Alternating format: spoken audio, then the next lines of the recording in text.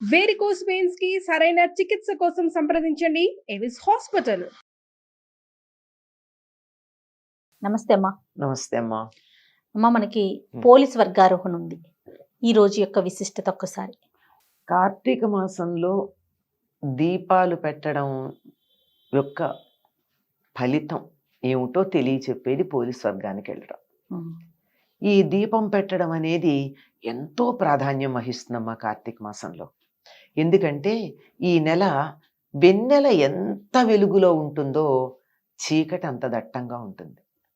ఎందుకంటే ఈ సమయంలో భూమి సూర్యుడికి చాలా దూరంగా ఉండే కాలం, అందువల్ల చలి ఉంటుంది. అందుకని దీపాలకి ప్రాధాన్యం. మళ్ళీ దీంట్లో ఆధ్యాత్మిక విషయం పక్కకు పెడితే లౌకిక విషయం మాట్లాడుతున్నాను నేను. ఇది దీపానికి ప్రాధాన్యం. పైగా చలిగా ఉంటుందేమో, నువ్వుల నూనెతో వెలిగించినటువంటి దీపం పెట్టినట్టయితే అది ఆరోగ్యానికి మంచిది. ఇదేదో వైద్యులు కూడా అంగీకరించారు.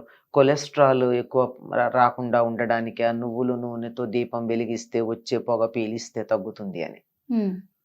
అది అందువల్ల ఈ నువ్వుల నూనె దీపం పెట్టడం, ఈ నెల పెడితే ఫలితం ఏమిటి అన్నది మనకు అనుమానం వస్తే ఆ అనుమానాన్ని తీర్చడానికి ఒక కథ చెప్పారు. ఇది పోలీస్ వర్గానికి వెళ్ళడం. మనకి ప్రతిదీ కూడా ఒక వ్రతం ఏదన్నా చేసినప్పుడు, ఒక పూజ కానీ చేసినప్పుడు దానికి ఫలితం ఏముంటుంది అని అడుగుతారు. మనకి నాకేమిటిటా అని అడిగే పద్ధతి ఉంది. ఏదో ఉండాలి కదా. ప్రయోజనం అనుద్దిశ్య నమందోపి వర్తతే.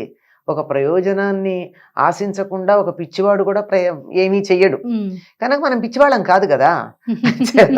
ఏదో ఒక ప్రయోజనం కావాలి. మీరు నెల దీపం పెడితే ఈ ప్రయోజనం ఉంటుంది అని తెలియజెప్పేటటువంటి ఒక ఇతివృత్తాన్ని ఉదాహరణగా చెప్తారు. అందుకే ప్రతి వ్రతంలోనూ మీకు ఒక వ్రత కథ ఉంటుంది. ఈ కథలన్నీ కూడా ఈ భారతదేశంలో జరిగినవే. అందువల్ల ఒక్కొక్క కథ ఒక్కొక్క ప్రాంతంలో ఉన్నట్టుగా చెప్తారు. ఈ పోలీస్ వర్గానికి వెళ్ళేటటువంటి కథ పూర్తిగా గోదావరి తీరంలో జరిగినటువంటిది. గోదావరిలో స్నానానికి వెళ్ళినట్టే చెప్తారు అందులో. పైగా ఈ కార్తీక మాసంలో దీపాలు పెట్టుకోవడం అన్నది ఒక వర్గానికి ఒక వర్ణానికి చెందిందేం కాదు. అందరూ పెట్టుకోవాలి, అందరూ పెట్టచ్చు. వీళ్ళకి అర్హత ఉంది, వీళ్ళకి అర్హత లేదని కాదు.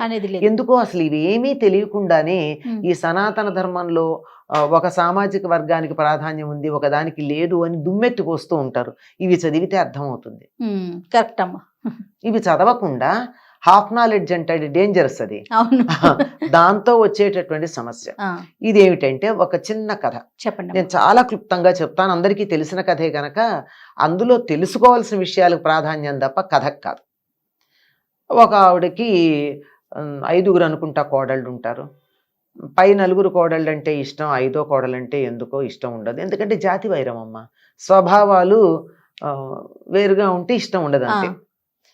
ఈ అత్తగారికి కార్తీక మాసం వస్తే వాళ్ళు గోదావరికి స్నానానికి వెళుతూ తన పెద్ద కోడళ్ళని తీసుకెళ్లేది, ముందున్న వారిని అందరినీ. ఈ చిన్న కోడళ్ళని రానిచ్చేది కాదు, రావద్దనేది.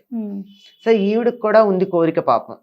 అందుకని ఏం చేసేది, వాళ్ళు అలా వెళ్ళంగానే ఇటు పెరట్లో ఉన్న బావి నీళ్లతో స్నానం చేసి, ఆ పెరట్లోనే ఓ పత్తి చెట్టు ఉంటే పత్తి చెట్టుకున్న పత్తి తీసి ఓ ఒత్తిలాగా చేసి, క్రితం రోజు మజ్జిగ చేసినటువంటి కవ్వం ఉంది, ఆ కవ్వానికి ఈ ఒత్తిని రాచేది. కాస్త వెన్న అంటుకుంటుందిగా, అది దీపం తులసి దగ్గర పెట్టేది. పెట్టి అది మరి నేతి దీపం పెట్టిన ఫలితం ఆవిడికి. పెట్టి బియ్యం వాడేసుకునే బుట్టలను ఉంటాయి మనకి, అంటే వెదురుతో బుట్టలు ఉంటాయమ్మా. బియ్యం కడిగి అందులో వేస్తారు, పొడి పొడిగా వచ్చేస్తాయి. నీళ్లు కారడానికి కొంచెం ఖాళీలు ఉంటాయి కదా, ఈ బుట్ట దాని మీద బోర్లించేది. ఎందుకంటే దీపం దూరం నుంచి వస్తున్న అత్తగారికి వాళ్ళకి కనపడకూడదు. వాళ్ళు వస్తున్న జాడ రాగానే గబగబా ఇవన్నీ పక్కన పెట్టి ముసుగు పెట్టుకుని పడుకునేది. అయ్యా పుణ్యం మాకే వచ్చింది, దీనికి పుణ్యం రాలేదని వాళ్ళు సంతోషపడ్డారు. అయిపోయింది. చివరి రోజు ఇలా నెల రోజులు చేసింది. అయిపోయింది. చివరి రోజున వీళ్ళందరూ ఆ గోదావరిలో దీపాలు వదలడానికి ఎడతారు కదా, అలా వెళ్ళారు. అలా వెళ్ళేటప్పటికీ వాళ్ళకి దేవదూతలు ఈ చిన్న కోడలిని, దీని పేరు పోలి, ఈ చిన్న కోడలిని విమానంలో ఎక్కించుకు తీసుకెళ్తున్నట్టు కనపడింది. వాళ్ళందరినీ పెట్టి ఎవరు మీరంటే ఇదిగో మా పోలి అన్నారట. అవును మీ పోలే మేము తీసుకెళ్తున్నాం. ఎందుకు తీసుకెళ్తున్నారు అంటే మేము స్వర్గలోకానికి తీసుకెళ్తున్నాం. ఎందుకు? ప్రతిరోజు దీపం పెట్టినందుకు. మమ్మల్ని తీసుకెళ్ళమని కూడా వీళ్ళు అడిగారు. అడిగితే వాళ్ళు కాదన్నారు. వాళ్ళు ఏడిపించాలంటే వాళ్ళకి ఏముంది పెద్ద విషయం. కాస్త కిందగా పెడితే వీళ్ళు పట్టుకున్నారట ఆ పోలిని, వీళ్ళని ఆ విమానాన్ని పట్టుకుంటే దేవదూతలు తోసేశారు. వీళ్ళందరూ నదిలో పడ్డారు. సరే బయటకు వచ్చారు. వచ్చి అదేమి మేము దీపాలు పెట్టాం, మేము కార్తీక స్నానాలు చేసాం, మేము కార్తీక దీపాలు పెట్టాము, అదేం చేయలేదు కదా, ఎందుకు తీసుకెడుతున్నారు అంటే మీరు ఎన్ని చేసినా పుణ్యం మీకే కావాలి, ఇంకొకళ్ళకి పుణ్యం రాకూడదు అని ఒక దుర్బుద్ధితో చేశారు గనక, ఇంకొకరికి పుణ్యం రాకుండా అడ్డుపడ్డారు గనక మీకు స్వర్గంలో అడుగుపెట్టే అధికారం లేదు. మీ మాట కాదనకుండా తనకు అందుబాటులో ఉన్నటువంటి వసతులతో తన దీపం పెట్టుకుంది గనక తనకి మేము తీసుకెడుతున్నామని చెప్పారు. అంటే అర్థం ఏమిటి కథలు? పుణ్యం అన్నది నాకే కావాలి అనేటటువంటి స్వార్థం ఉండకూడదు. పుణ్యం అందరికీ కావాలి, ఇతరులకు కూడా దాన్ని పంచాలి. మన దగ్గర ఉన్న వస్తువే నలుగురికి పంచి వాళ్లతో కలిసి అనుభవిద్దాం అనుకుంటామే, పుణ్యం కూడా ఇతరులకు వస్తే నీకేం నష్టం లేదుగా. ఇప్పుడు ఆ అమ్మాయికి ఆ పోలికి కూడా పుణ్యం వస్తే అత్తకిను తోడుకోడలకి నష్టమేం లేదు, కానీ అసూయ ఇంకోళ్ళకి రాకూడదు. ఇలా ఉన్నటువంటి వాళ్ళు స్వర్గానికి రారు. అంటే ఇందులో మనం నేర్చుకోవాల్సింది ఏమిటి? గోదావరికి వెళ్ళి స్నానం చేసే వీలు లేకపోతే ఇంట్లో చెయ్యండి. ఇంట్లో కూడా బావి లేకపోతే బకెట్లో నీళ్లతో చెయ్యిలా 3 సార్లు తిప్పి గంగా గంగా గంగా అంటే గంగ అందులోకి వచ్చి ఉంటుందిట ఈ నెలంతా. అంచేత గంగా స్నానం అని అనుకుని స్నానం చెయ్యండి. మాకు ప్రత్యేకంగా ఒత్తులు ప్రత్యేకంగా చేసి ఇంతంత నువ్వుల నూనె పోసి నీ దీపం పెట్టే వీలు లేదు అంటే ఎంత వీలైతే అంత దీపం పెట్టండి. భక్తి ప్రధానం.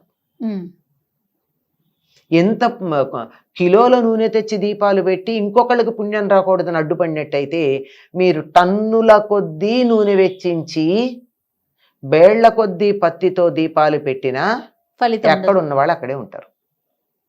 ఇది ఇందులో ప్రధానంగా గుర్తుంచుకోవాల్సింది.